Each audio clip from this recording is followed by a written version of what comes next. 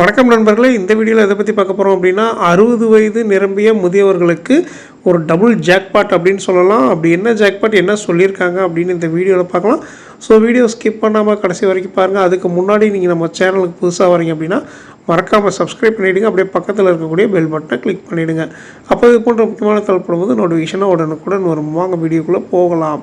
வீடு தேடி ரேஷன் பொருட்களை வழங்கும் தாய்மானவர் திட்டம் நிறுத்தப்படாது என்றும் மாறாக இத்திட்டம் விரைவில் விரிவுபடுத்தப்பட உள்ளது என்றும் உணவுத்துறை அதிகாரப்பூர்வமாக விளக்கம் அளித்துள்ளது. மேலிட திட்டத்தின் கீழ் பயன்பெறுவதற்கான வயது வரம்பை 65லிருந்து 60ஆக குறைக்க அரசு அதிரடி முடிவு செய்துள்ளது. முதலமைச்சரின் தாய்மானவர் திட்டத்தின் கீழ் 65 வயதிற்கு மேற்பட்ட முதியோர் மற்றும் மாற்றுத்திறனாளியின் இல்லத்திற்கே சென்று பொது விநியோக திட்ட பொருட்கள் விநியோகம் செய்யப்பட்டு வருகின்றன. சமூகத்தில் மிகவும் நலிவடைந்த பிரிவினராக இருக்கக்கூடிய வயது முதிர்ந்த முதியவர்கள் மற்றும் மாற்றுத்திறனாளிகளின் துயர் துடைக்கும் நோக்கில் இத்திட்டம் வடிவமைக்கப்பட்டுள்ளது. இதன் கீழ் தகுதி வாய்ந்த குடும்ப அட்டைதாரர்களின் இல்லங்களுக்கே நேரடியாக சென்று அரிசி, சர்க்கரை மற்றும் இதர அத்தியாவசிய குடிமைப் பொருட்களை ரேஷன் கடை ஊழியர் விநியோகம் செய்து வருகின்றனர்.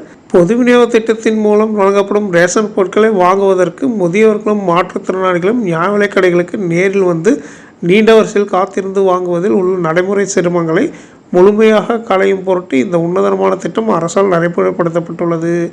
இந்நிலையில் இந்த திட்டத்திற்கான ஒரு முக்கிய அறிவிப்பு வெளியாகியுள்ளது.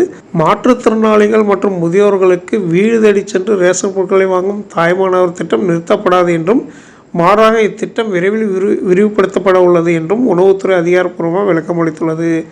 மேலும் பயனாளிகளின் நலனை கருத்தில் கொண்டு இத்திட்டத்தின் கீழ் பயன்பெறுவதற்கான வயது வரம்பை 65லிருந்து 60ஆக குறைக்க அரசு அதிரடி முடிவு செய்துள்ளது. ரேஷன் கடைகளுக்கு நேரடியாக வர இயலாத நலிவடைந்த பிரிவினருக்கு உதவும் வகையில் இத்திட்டம் செயல்படுத்தப்பட்டு வருகிறது. இந்நிலையில் இச்சேவை நிறுத்தப்பட வாய்ப்புள்ளதாக பரவிய வதந்திகளுக்கு முற்றுப்புள்ளி வைக்கும் வகையில் நடப்பாண்டில் இத்திட்டத்தை மேலும் வலுப்படுத்த அரசு திட்டமிட்டுள்ளதாக அதிகாரிகள் தெரிவித்துள்ளனர். வயது வரம்பு 60ஆக குறைக்கப்பட்டதன் மூலம் தமிழ்நாட்டில் உள்ள மேலும் பல லட்சக்கணக்கான முதியவர்கள் இனி தங்களது இல்லங்களிலேயே தடையின்றி ரேஷன் பொருட்களை பெற்றுக்கொள்ள முடியும்.